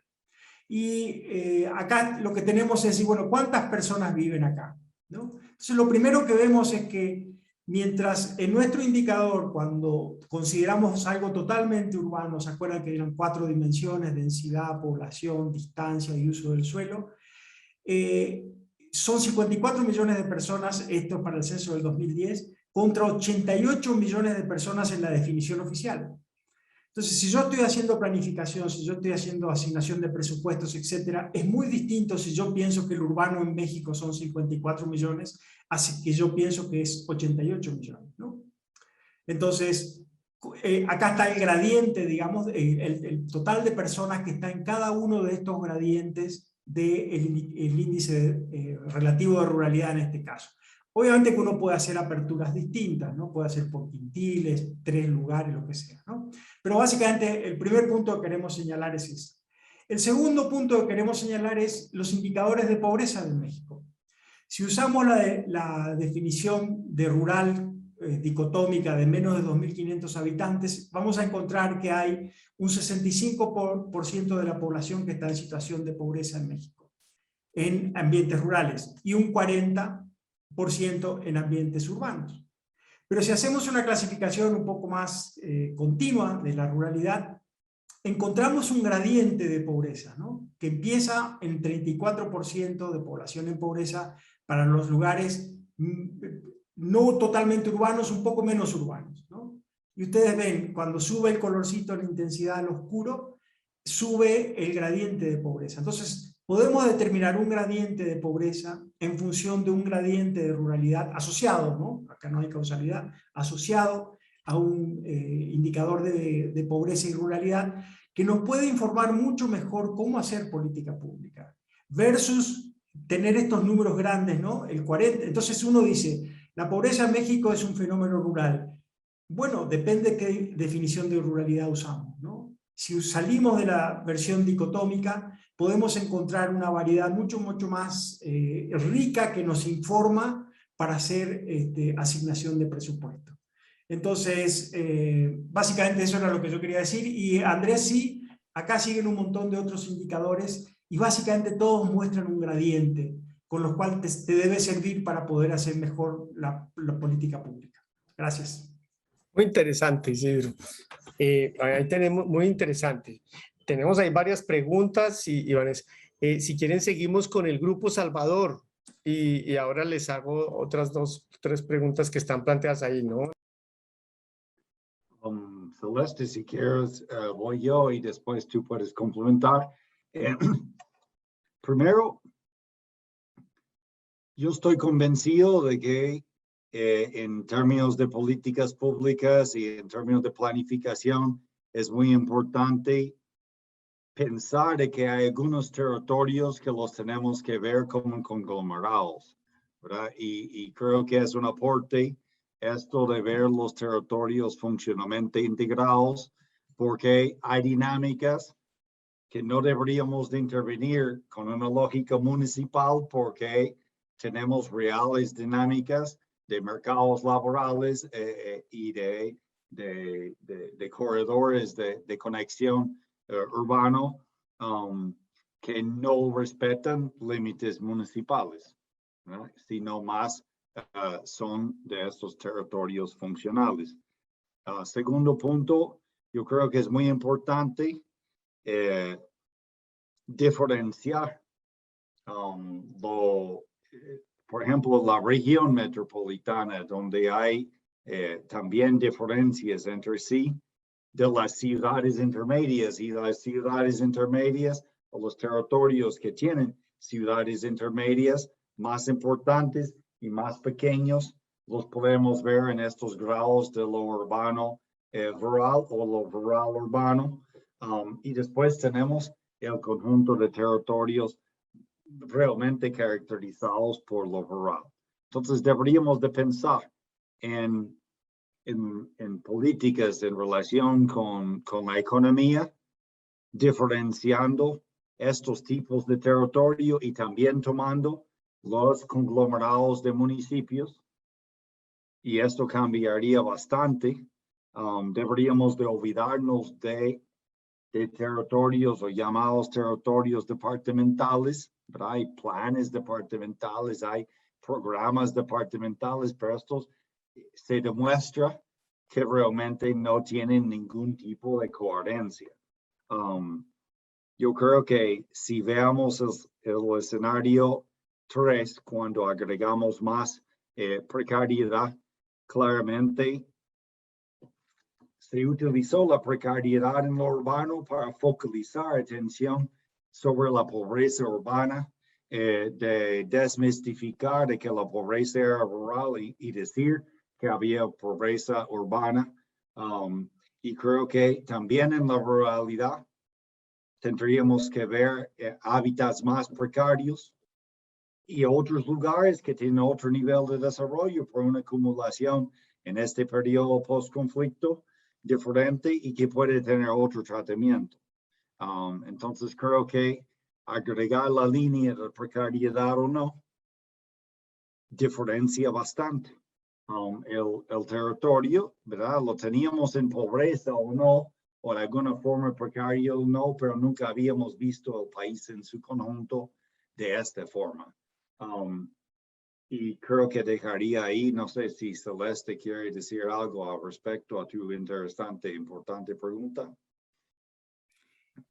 Sí, gracias. Yo tal vez solo agregaría, yo creo que Andrew ya cubrió lo más importante, pero tal vez agregaría que, o sea, esta selección de los indicadores, pues obviamente también tiene mucho que ver con lo que está disponible en la estadística, ¿no? Y sabemos que en Centroamérica eso es un tema, pues, no menor.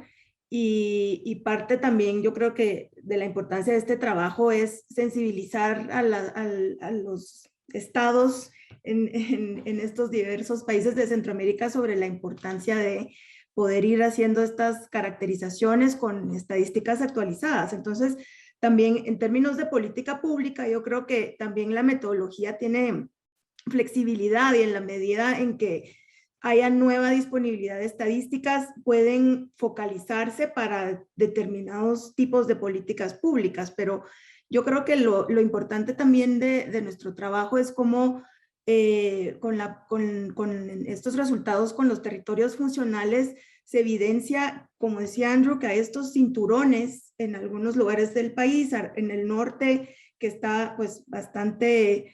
pues es precario, es rural, es rezagado, etcétera, y como esta zona metropolitana es como una especie de muro que divide el este y el oeste del país, ¿no? Entonces, creo que tomar conciencia de dónde están los diferentes municipios y cómo podrían agruparse en función de diferentes tipos de política, yo creo que va a ser lo interesante en la siguiente fase, y lo importante es que yo creo que pues la metodología puede seguirse perfeccionando y actualizando con estadísticas nuevas que vayan surgiendo, con el censo, por ejemplo, en El Salvador, que está pendiente también el censo de población, y pueden salir pues informaciones todavía más, caracterizaciones todavía más específicas que puedan ser importantes para diferentes tipos de política económica, social, territorial, etcétera, ¿no?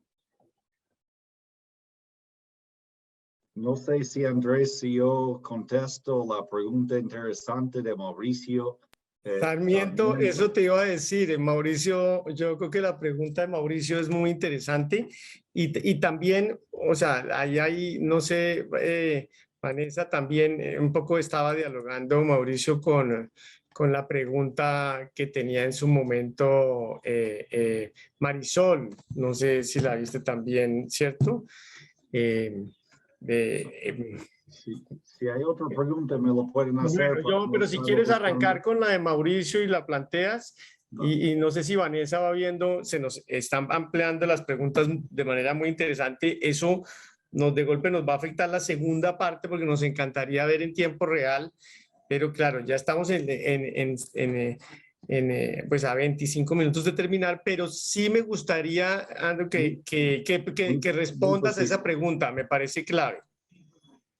En primer lugar, hay un déficit de estadísticas, pobreza multidimensional que, como lo midió PNUD, solo se podía medir a nivel departamental de nuevo y no se podía bajar a nivel municipal. Solo en una ocasión, pobreza de ingresos se ha medido a nivel municipal, pero es una buena práctica y se podía hacer en el futuro con encuestas de hogares. Entonces, se hace pobreza multidimensional, pero sin ingresos y solo con las estadísticas censales. Tomamos la decisión de mantener la definición de precariedad, aunque sabemos que eventualmente hay algunas diferencias de cómo se podía sentir lo mismo en relación con el hábitat en lo urbano y rural, pero queríamos realmente ver el territorio como un solo y ver cómo salían estas estadísticas. Y no teníamos una autopercepción de la pobreza, que es lo que incluso algunas cosas en otros tipos de estudios de la pobreza multidimensional que hizo PNUD muy interesantes, pero no tienen territorialidad o no tienen la misma territorialidad que nos permite hacer, incorporar estas consideraciones. Habría que hacer otros tipos de estudios. Estamos en una fase de experimentación con las estadísticas y muy desfasadas. Lo que ustedes están viendo son estadísticas muy desfasadas que la realidad actual tendría que ser diferente y se está trazando todavía un censo que se debería de haber hecho desde hace un par de años. Entonces, me quedaría ahí con esta pregunta que es muy interesante, aunque reconocemos, no lo tomamos en cuenta porque no lo teníamos. No sé, Vanessa, si tienes algo, hay algo que... Sí, Isidro nos ayudaba a responder varias preguntas en el chat, pero no sé si quieran comentar algo adicional acerca de cómo se ha tenido en cuenta el enfoque étnico en estas definiciones de lo rural. Y salió otro tema sobre el catastro, si se ha tenido en cuenta el catastro y la clasificación de áreas protegidas. Y esa pregunta también es válida para Costa Rica. Entonces podríamos, tanto Isidro como el grupo Costa Rica, Mario o Marco, responderle. Sí, para mí solo 2 minutos. La idea de un primer intento de definir lo rural para nosotros fue decir, bueno, ¿qué condimentos definen lo rural? Y después trato de ver qué características tiene lo rural, ¿no? Un poco el ejercicio que hizo Andrew y su grupo, de decir, bueno, una vez que tengo redefinido lo rural, también veo otras características, ¿no? Y ahí podemos encontrar entonces el componente étnico, digamos, en lo rural más profundo, en las áreas más alejadas de los territorios urbanos, etc. Pero un poco ese es el enfoque. Entonces, estos ejercicios están ligados a definir lo rural con las mínimas variables posibles que son en general identificadas en la literatura. Y después vemos cómo se correlaciona con pobreza, con etnicidad, con temas de género, juventud, etc. No sé si Marco y Mario si quisieran responder también sobre lo de... Sí, lo que justo acaba de decir Isidro es lo que nosotros también sostenemos, tratar de replicar o tratar de generar un modelo que sea replicable, como todo fundamento científico, que sea replicable para demás usuarios, investigadores, científicos y científicas. Entonces, bueno, en ese sentido nosotros no tomamos en cuenta la etnicidad, población indígena, población socialmente vulnerable, pobreza, etcétera, como variables para poder determinar la ruralidad. Porque también nos basamos en fundamentos que sí se citan en las bibliografías de ruralidad, de urbanidad, de esta dicotomía, etcétera. Tampoco el catastro. Son muy buenas variables en realidad. Esta aproximación que hicieron en México con los polígonos de Thyssen para lograr delimitar una delimitación geométrica aproximada de comunidades es un ejercicio muy válido, porque también es muy difícil encontrar datos geoespaciales donde logren delimitar poblaciones o comunidades en sus límites, porque van más allá de límites geográficos y también convergen un poco en las definiciones de percepción, pertenencia al lugar, etc. Pero sí, en realidad, para volver a repensar una investigación o para volver a repensar otro estudio, se podrían volver y al menos para Me Atrevo a Costa Rica, y si don Mario tiene alguna otra percepción sobre lo que voy a decir, pero yo podría decir que existiría una correlación positiva entre sitios o regiones o distritos rurales con población con mayor porcentaje de etnicidad. Eso sí, al menos en Costa Rica, eso sí existiría una correlación positiva. Entonces, pero es una hipótesis que nada más es de medirla luego.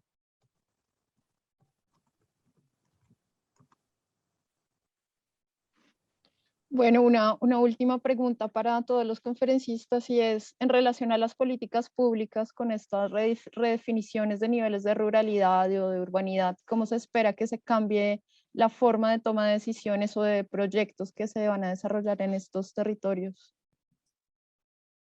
Empiezo yo, ¿les parece?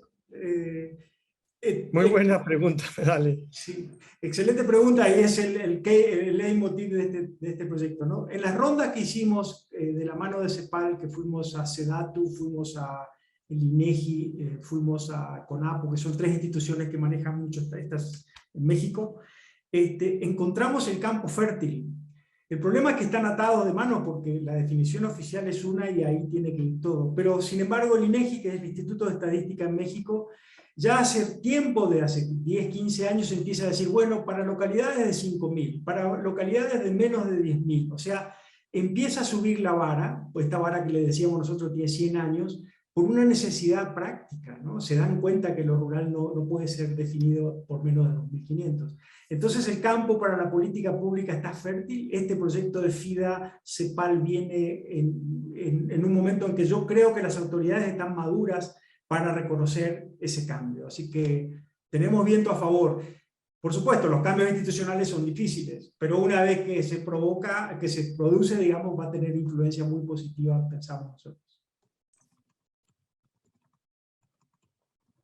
Seguimos con Gracias. Andrew. ¿O con quién? Dale.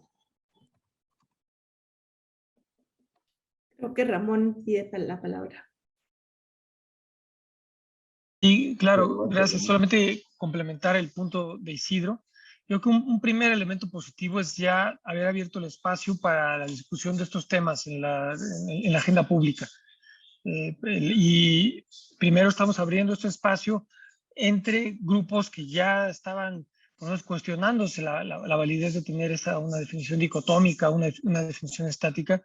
Y la idea es que esto llevarlo a otros grupos en donde no se discutía esto, por ejemplo, ministerios de Economía, ministerios de Hacienda. Ese es el siguiente reto, que es, bueno, hemos estado tocando la puerta, hemos tenido de entrada una buena recepción, pero estamos esperando tener ya los resultados finales, los mapas, para poder acabar de discutir estos temas, insisto, en grupos en los que esto se toma como sentado, ¿no? Cuando se distribuye el presupuesto nacional. ¿Cuánto vamos a mandar a la parte rural? ¿Cuánto vamos a mandar a la parte urbana? Es una definición en México que tiene, como comentaba Isidro, prácticamente 100 años. Entonces, hay que llevar esto también a esos campos en donde no se discute ahora. Entonces, yo creo que ese es el primer elemento, meterlo en la agenda pública. Y el segundo elemento es tomar algunos casos particulares. En el caso de Costa Rica es muy interesante. Hemos estado trabajando con Mideplan con la idea de ver cómo la estrategia de regionalización del Ministerio de Planificación puede incorporar estas nuevas definiciones y de esa manera poder tener políticas más específicas, más focalizadas, más efectivas para fomentar el desarrollo rural.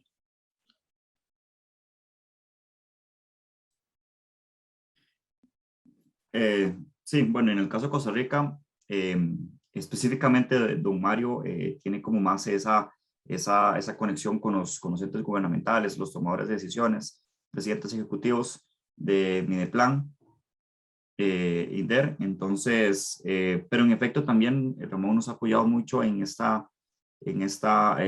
diálogo público-público. De hecho, hace un par de semanas, tuvimos unas conversaciones con el INDER, Mideplan, y ellos están muy anuentes, inclusive con INEC, están muy anuentes en crear esta conversación paralela y transversal y tratar este tema de la ruralidad. No sé si más bien don Mario quiere complementar esta parte. No sé si Mario está conectado, pero podemos ir. Celeste, querías dar tu opinión. No, yo no sé, te cedo, Andrew, la palabra. Yo creo que Isidro y Ramón lo han planteado ya, ¿no? Para no usar el tiempo. Bueno, y Andrew, entonces, no, Mario, no sé si quieras Mario comentar algo. Mario sí está conectado, finalmente lo tenemos, sí, aquí ¿o no? está, sí. Dale, Mario, dale. No tiene micrófono, Mario. Roger, por favor. No tiene micrófono. Yo no sé si Roger habilita o a ver si lo habilitamos. Roger.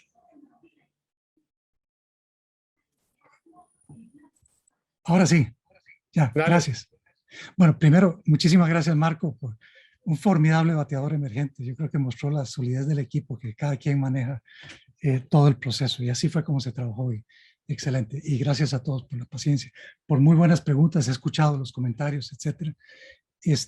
Y bueno, creo que sí, vale la pena entrar a este punto que es medular, que se ha planteado como última gran pregunta, y Ramón ha dado el marco general y algunos elementos para Costa Rica. Entonces solo voy a complementar. Y de paso decir, no nos angustiemos por el tiempo. Creo que no tiene sentido insistir en la parte de presentación de los sistemas de información geográfica, etcétera, en este momento, que faltan minutos para terminar. El geoportal estará disponible pronto. CEPAL está trabajando activamente en eso. Entonces ahí podrán generar incluso mapas como quieran, cruzando tanto los índices de ruralidad, los distintos índices de ruralidad para cada uno de los 4 países participantes, como también hacer cruces con los indicadores socioeconómicos y ver cómo se dan esas correlaciones o no entre los distintos tipos de ruralidad y las distintas características socioeconómicas, que las hay como se ha mencionado, pero no son mecánicas. O sea, no es que rural igual pobreza y urbano igual riqueza, como bien ha señalado Andrew, ¿verdad? Bueno, sobre este tema, solo en el tema de política pública, decir, primero, hay una necesidad general de la sociedad y del Estado costarricense de comprender mejor, a propósito de una pregunta que se había hecho, las transformaciones tanto de la ruralidad costarricense en sí misma, o más bien de las ruralidades.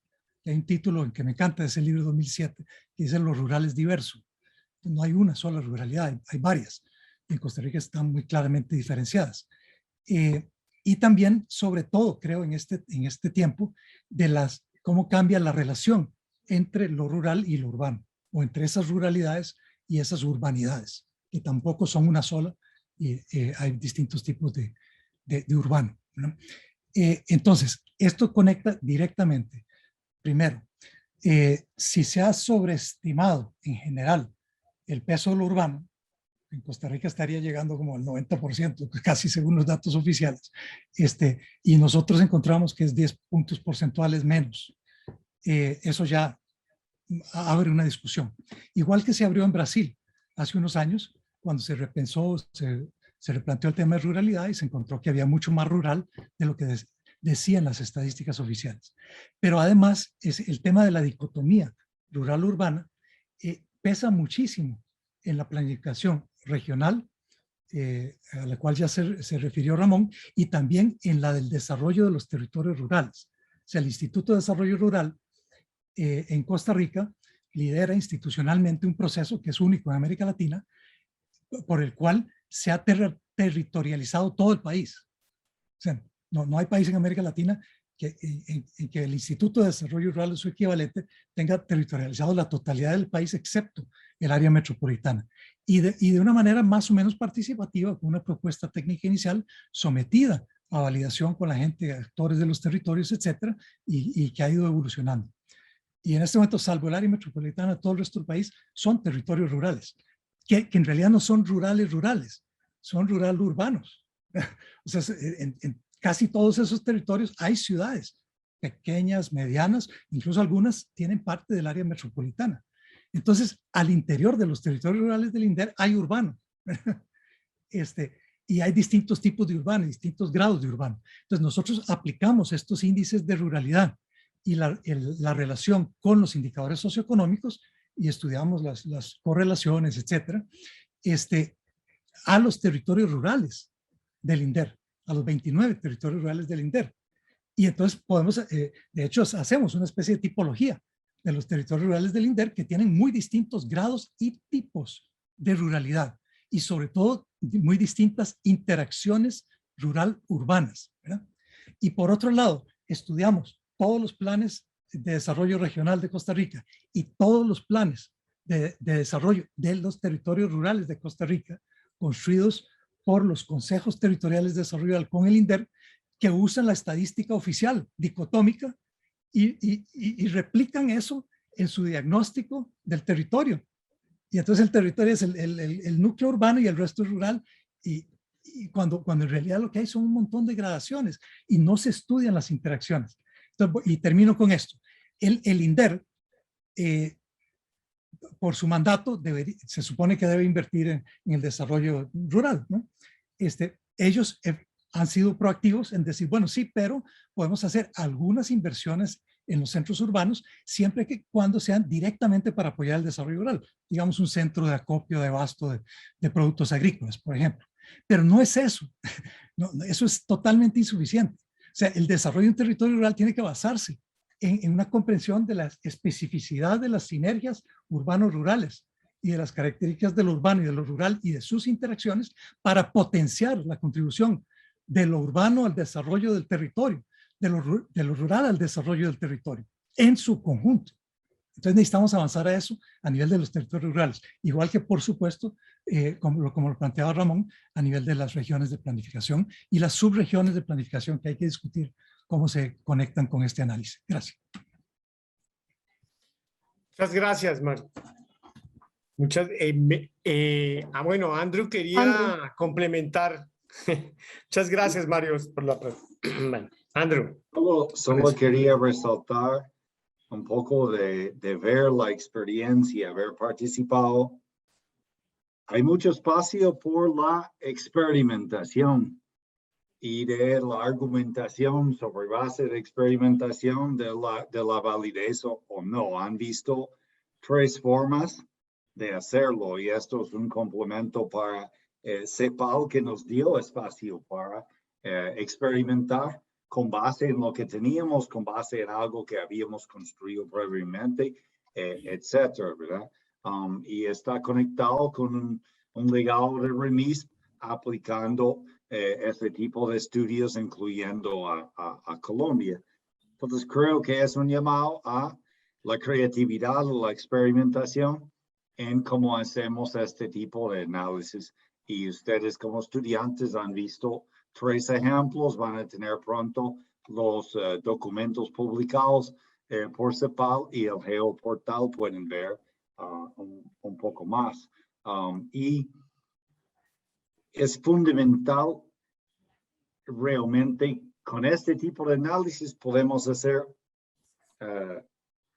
otro tipo de políticas. Podemos realmente focalizar políticas en las especificidades de los territorios de una forma bien distinta, como lo que estaba diciendo Mario, que lo que actualmente se hace. Entonces, esto creo que es fundamental de pensarlo cuando estamos haciendo, digamos, los estudios de desarrollo, la planificación y ordenamiento de desarrollo territorial. Terminaría diciendo poner atención en las vinculaciones en los territorios y sus dinámicas más que solo una caracterización en lo socioeconómico. Y muchas gracias por el espacio. Bueno, yo creo que con esto pues damos muchísimas gracias a pues el habernos presentado todo el equipo, las experiencias que han desarrollado en el proyecto de nuevas narrativas para la transformación rural en América Latina y el Caribe. Entonces, mil gracias a Ramón por haber aceptado la invitación, al equipo a México, Isidro, muchas gracias, al Salvador, Andreu y Celeste, Costa Rica, Marco y Mario. Desde luego, Mario, mil gracias por habernos permitido desarrollar esta clase abierta de metodologías y herramientas para el análisis de nuevas ruralidades. Y bueno, Vanessa, pues también gracias por estar en el proceso de coordinación, y le agradezco desde luego a Roger por toda la base técnica y apoyo y la pieza de divulgación, y a todos ustedes por haber estado presentes estas 2 horas. Pues espero que estén muy bien y nos vemos en una próxima. Mil y mil gracias. Mario, muchas gracias por la coordinación y de todo el equipo que nos permitiste establecer los lazos y sin el cual no hubiéramos podido hacer esta excelente webinar. Bueno, entonces que estén muy bien. Hasta luego. Gracias, hasta pronto. Hasta luego. Chao. Hasta luego, muchas gracias. Muchas gracias. Hasta luego.